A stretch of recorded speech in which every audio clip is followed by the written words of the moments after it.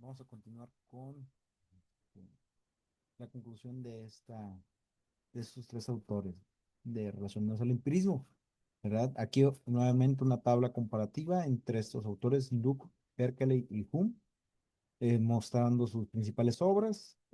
Para Luke, ensayos sobre el entendimiento humano, fuentes de conocimiento, experiencia sensorial y reflexión interna, concepción de la realidad, realismo representacional, el mundo material existe y es percibido por los sentidos, ya es clave, la mente es una tabula rasa, no hay ideas innatas, ideas simples y complejas, aportaciones epistemológicas, fundador del empirismo moderno, distingue cualidades primarias y secundarias, define el conocimiento como acuerdos entre ideas. Crítica o límites, asume una realidad externa sin demostrarla completamente, base débil para justificar la certeza del conocimiento.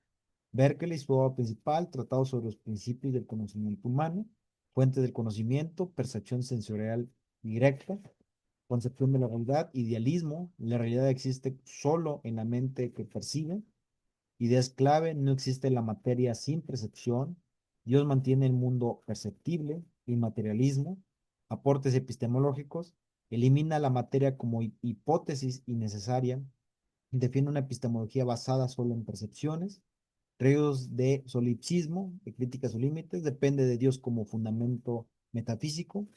David Hume, obra principal, Tratado de la Naturaleza Humana, fuentes de conocimiento, impresiones sensibles, concepción de la realidad, fenomenismo, solo existe percepciones, el yo y la causalidad son construcciones mentales, ideas clave, casualidad, hábitos mental, causalidad, no hay certeza absoluta, conocimientos se relacionan con las creencias probables.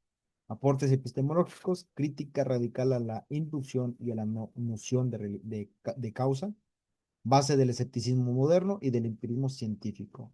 Críticas o límites, socava la posibilidad de justificar la ciencia de forma racional, genera escepticismo profundo. Continuamos con el siguiente tema que es lo relacionado al criticismo y su representante Kant y la síntesis entre racionalismo y empirismo. Immanuel Kant ocupa un lugar central en la historia del pensamiento al desarrollar una teoría del conocimiento que integra críticamente los aportes del racionalismo y del empirismo. En su obra más influyente, Crítica de la razón pura, Kant no solo busca superar la oposición entre estas dos corrientes, sino que también fundar una nueva epistemología basada en el análisis de las condiciones de posibilidad del conocimiento.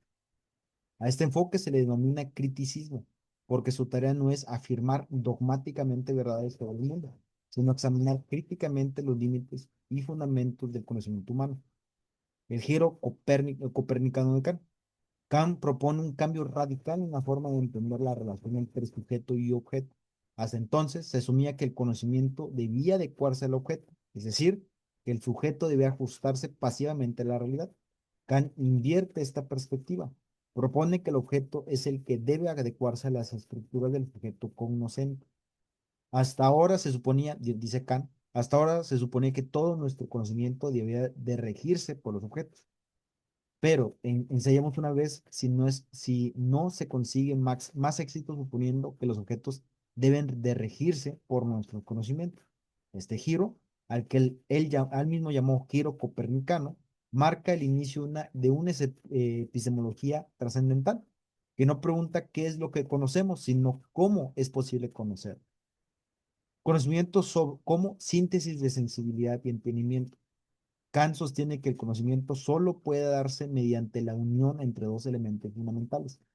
Uno, la sensibilidad, nos proporciona el contenido empírico de la experiencia a través de las intuiciones espaciotemporales que no forman a priori de la percepción. Dos, el entendimiento, aporta las categorías del pensamiento, como causalidad, sustancia, unidad, pluralidad, entre otros. Estructuras también a priori que ordenan ese contenido. Por tanto, el conocimiento no es una copia del mundo exterior, sino el resultado de una síntesis activa entre lo que recibimos por los sentidos intuitivos y lo que organiza la razón conceptual. Los pensamientos sin contenido son vacíos, las intuiciones sin conceptos son ciegas, dice Immanuel Kant. Fenómeno y noumeno, límites del conocimiento. Una de las distinciones centrales de la epistemología kantiana Es la diferencia entre fenómeno, lo que podemos conocer, es decir, las cosas tal como aparecen ante nosotros, mediadas por nuestras estructuras mentales, y no humano, las cosas en sí mismas, que están más allá de cualquier experiencia posible y que no pueden ser conocidas, aunque sí pensadas como límites del conocimiento. Esta separación supone un límite epistemológico radical. No conocemos la realidad objetiva en sí, sino lo que se nos presenta a través de nuestras formas cognitivas. Esa tesis anticipa debates contemporáneos sobre el constructivismo epistémico y la teoría de la mediación del conocimiento. La ciencia como conocimiento sintético a priori.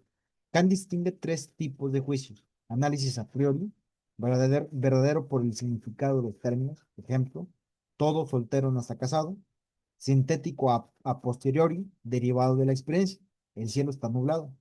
Sintético a priori, no se deriva de la experiencia, pero amplían el conocimiento y son universalmente válidos. Matemáticas y las leyes de la física, es un ejemplo. Los juicios sintéticos a priori son fundamentales para la ciencia. Según Kant, el conocimiento científico verdadero necesita ser universal y necesario, pero también conectado con la experiencia. Su propuesta permite explicar cómo la ciencia puede tener validez objetiva sin depender exclusivamente de la inducción. Impacto de la epistemología contemporánea. El criticismo kantiano ha influido profundamente en la filosofía de la ciencia, en la teoría del conocimiento, la hermenéutica y la epistemología constructivista. Algunas de sus influencias más notables son Jean Piaget, tomó a Kant la idea del sujeto activo que organiza su experiencia desarrollando la epistemología genética. Thomas Kuhn, en la estructura de la revolución científica, reconoce que los paradigmas científicos funcionan como estructuras a priori históricamente situadas, lo que recuerda el rol de las categorías kantianas. En la fenomenología, Husserl retoma el proyecto trascendental para analizar la conciencia como fuente del sentido. En la inteligencia artificial se han retomado elementos kantianos para pensar cómo las máquinas podrían categorizar la información. Kant nos recuerda que no hay conocimiento sin mediación y que las condiciones del conocer son a la vez límite del conocimiento. Kant construye una epistemología crítica que reconoce los límites del conocimiento humano, pero también sus condiciones de posibilidad. Integra lo mejor del empirismo, la experiencia, y del racionalismo, las estructuras mentales, y establece las bases de una filosofía moderna que entiende el conocimiento como una síntesis activa entre sujeto y mundo. Su legado sigue vigente en muchos campos actuales del saber, desde la ciencia hasta la ética y la tecnología. Idealismo y materialismo en la epistemología. Las corrientes anteriores también dieron origen a dos grandes formas de entender la realidad y el conocimiento, el idealismo y el materialismo. Iniciando por el idealismo, es una postura filosófica que sostiene que la realidad, tal como lo conocemos, está fundamentalmente mediada, incluso constituida por la mente, el pensamiento o las ideas. Esto significa que el conocimiento no es un reflejo pasivo de una realidad externa, sino el resultado activo de procesos mentales y simbólicos que organizan, interpretan y dotan de sentido al mundo. Idealismo, realidad construida por la mente. Para los idealistas no existe una realidad pura, accesible en sí misma, sino que todo lo que llamamos realidad es una construcción cognitiva. Las cosas no son simplemente lo que son, sino lo que aparecen a la conciencia. Así, el idealismo sostiene que una idea clave en la epistemología: no hay conocimiento sin sujeto y no hay realidad conocida sin mente de la estructura. El idealismo es, en gran medida, lo que nuestros conceptos, lenguas y categorías nos permiten percibir.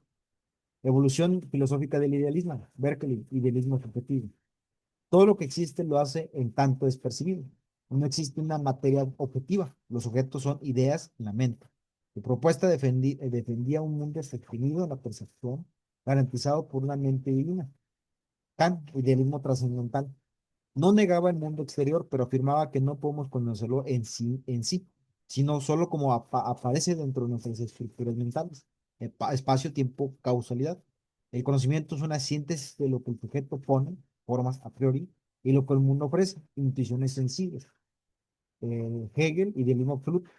Sostuvo que la realidad entera, historia, cultura, pensamiento, arte, religión, ciencia, es el despliegue de una razón universal en proceso dialéctico. Para Hegel, lo real es racional y el conocimiento es parte del desarrollo del espíritu hacia su autocomprensión. Aportes actuales del idealismo a la epistemología. En el contexto contemporáneo, el idealismo ha sido reformulado e integrado en otras corrientes epistemológicas, especialmente aquellas que reconocen que el conocimiento es situado, no existe fuera de un contexto cultural, histórico y lingüístico. El lenguaje construye la realidad, no solo describe, sino que crean marcos de interpretación. La mente no copia la realidad, sino que la organiza. Todo conocimiento implica la interpretación. Estas ideas están presentes en la epistemología constructivista, donde el sujeto construye activamente conocimiento, la epistemología crítica, que examina cómo el poder, la ideología, el conocimiento, las condiciones sociales influyen en lo que se considera conocimiento válido, la fenomenología, que describe cómo se presenta el mundo de la presencia vívida, y la hermenéutica filosófica, que sostiene que todo conocimiento es interpretado de significado, no acceso directo a dichos objetos. Con esto concluimos esta cápsula, continuaremos con el idealismo en la siguiente.